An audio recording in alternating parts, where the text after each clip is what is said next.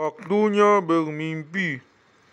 Sapiens menguasai dunia karena hanya mereka yang bisa menjalin jejaring makna intersubjektif, jejaring hukum, pasukan, entitas, dan tempat-tempat yang eksis semata-mata dalam imajinasi mereka. Jejaring ini memungkinkan manusia menggelar perang salib, revolusi sosial, dan gerakan-gerakan hak asasi manusia.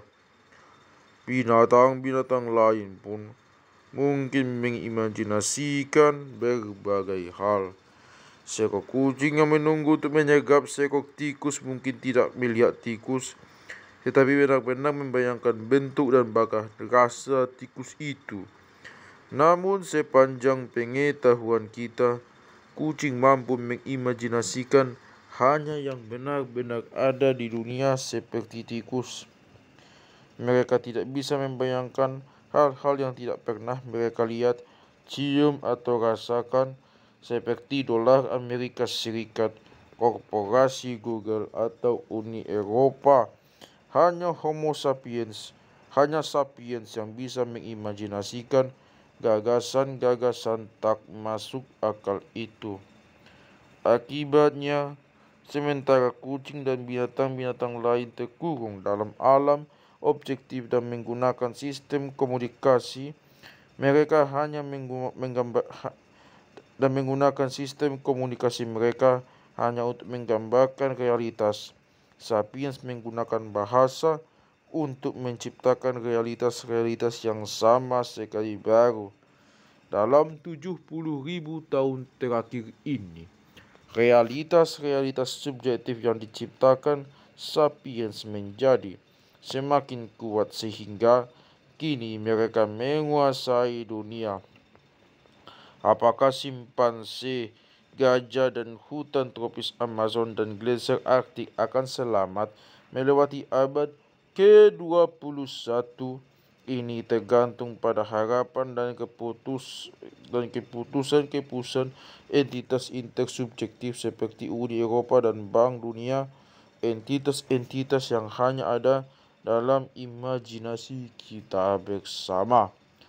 Tak ada binatang yang bisa menandingi kita, bukan karena mereka tak punya jiwa atau pikiran, tetapi karena mereka tak memiliki imajinasi yang diperlukan.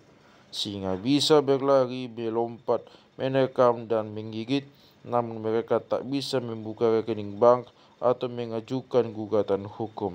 Dan pada abad ke-21, seorang bankir yang tahu cara mengajukan gugatan hukum jauh lebih kuat dibandingkan dengan singa yang paling ganas di savana. Di samping memisahkan manusia dari binatang-binatang lain, kemampuan untuk menciptakan entitas-entitas subjektif juga memisahkan manusia dari sains kehidupan. Para sejarawan berusaha memahami perkembangan entitas-entitas subjektif seperti Tuhan dan negara, sementara para ahli biologi nyaris tak mengakui eksistensi hal-hal semacam itu. Sebagian percaya bahwa kalau saja kita dapat memecahkan kode genetika dan memetakan setiap neuron dalam otak, kita akan tahu semua rahasia kemanusiaan. Lagi pula, jika manusia tak punya jiwa, dan jika pikiran, emosi, dan sensasi hanya algoritma biokimiawi, mengapa biologi tidak bisa mengandalkan semua tingkah laku masyarakat manusia? Dari perspektif ini, perang salib adalah perselisihan teritorial yang dibentuk oleh tekanan-tekanan evolusi, dan para kesatria Inggris yang pergi berperang melawan Salahuddin di Tanah Suci tak ubahnya seperti serigala-serigala yang berusaha mengambil teritori dari kawanan lain. Sebaliknya, kemanusiaan menekankan sangat pentingnya entitas intersubjektif yang tidak bisa direduksi menjadi hormon-hormon dan neuron-neuron. Berpikir secara historis berarti menisbatkan kekuatan real pada isi dari cerita-cerita imajiner kita. Tentu saja, para sejarawan tidak mengabaikan faktor-faktor objektif seperti perubahan iklim dan mutasi genetika, tetapi mereka memberi perhatian jauh lebih besar kepada pentingnya cerita-cerita yang diciptakan dan diyakini orang. Korea Utara dan Korea Selatan berbeda satu sama lain bukan karena di Pyongyang memiliki gen-gen yang berbeda dari orang di Seoul atau karena utara lebih dingin dan lebih berbukit-bukit.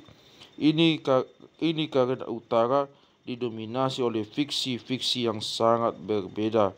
Mungkin suatu hari terobosan dalam neurobiologi akan memungkinkan kita menjelaskan komunisme dan perang salib dalam lingkup biokimiawi secara ketat. Namun kita sangat jauh dari titik itu. Dalam abad ke-21, perbatasan antara sejarah dan biologi mungkin akan kabur bukan karena kita akan menemukan penjelasan biologis atas peristiwa-peristiwa sejarah, tetapi karena fiksi-fiksi ideologis akan menulis ulang gaduh-gaduh DNA, kepentingan politik dan ekonomi akan mendesain ulang iklim dan geografi pegunungan serta sungai akan menyerah pada jagat maya. Setelah fiksi-fiksi manusia diterjemahkan ke dalam kode-kode genetika dan elektronik, realitas intersubjektif akan menelan realitas objektif dan biologi akan bergabung dengan sejarah. Pada abad ke-21, fiksi mungkin akan menjadi kekuatan paling besar di muka bumi, melampaui bahkan asteroid nyasar serta seleksi alam.